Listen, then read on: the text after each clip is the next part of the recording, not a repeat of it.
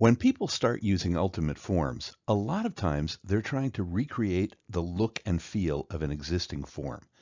Now, the good news is that by using nested containers, containers within containers, you can control the structure of your forms to a very high degree. In this example, I'm starting with a list that contains not only regular entry fields, but drop-downs and radio buttons as well. I've done a rough diagram ahead of time, so I have some idea of how I want the form laid out. I want the fields to have a very balanced width and height for the most part, but there are going to be some areas where things aren't completely symmetrical. I'm going to start building from a blank form and lay out the structure first, then drop the fields into the form as I go. Now, I personally find that this is a little easier to do it this way, but there is no right way of doing this. It's all what works for you.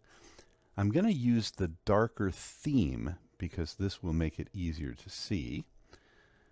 In my design diagram, I have multiple rows of information, and the rows are predominantly 4 columns wide. So I'm going to start by inserting a container, and then I'm going to insert some additional containers inside it to act as the rows. So that's number 1, number 2, number 3, and number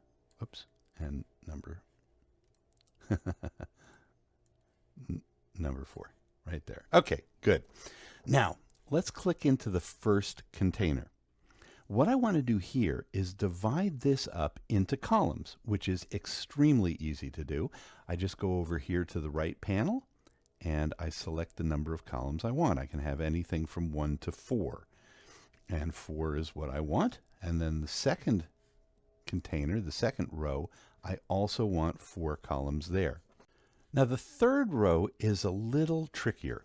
I want 2 columns with the same width as the row above it. But then I want another field that will stretch across 2 columns worth of space. How do I make this happen? Well, I'll start by setting the columns for the container to 2. Then I'll drop another container into the left-hand side, and then I'll set that container to 2 columns. So this will now be 2 columns, and this will be 1 column over there. 2 narrow, 1 wide. Now in my last row, the first field is going to be a radio button field. So it's going to be taller than most of the fields are now. I'm going to set the row for just 2 columns, and I'll show you why in just a moment.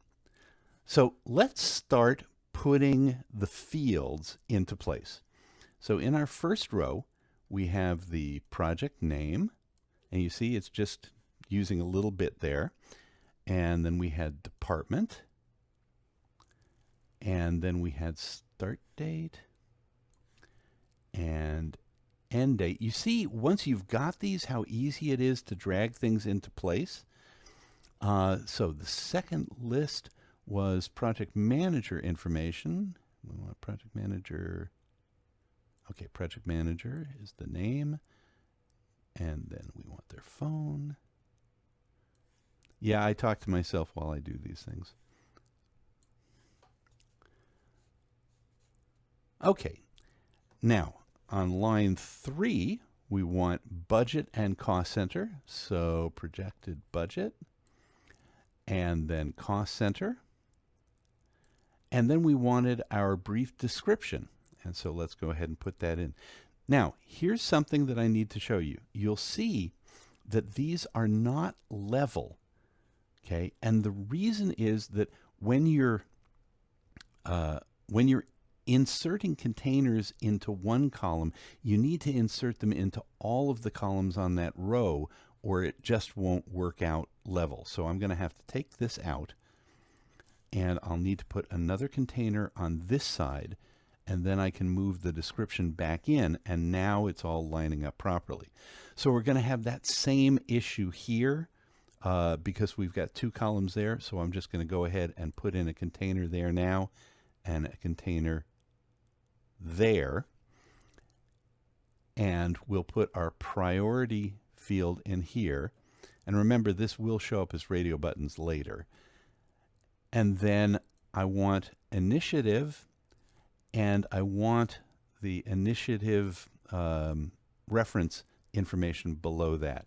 So this is the layout that we've been trying to get to. And we can do a preview of this and see what it's going to look like. That looks pretty much like what we wanted. Okay, go ahead and close. So I'm going to publish this, and we'll go back and see what it looks like live. So, okay, this is more or less exactly what I was hoping to achieve. That's great.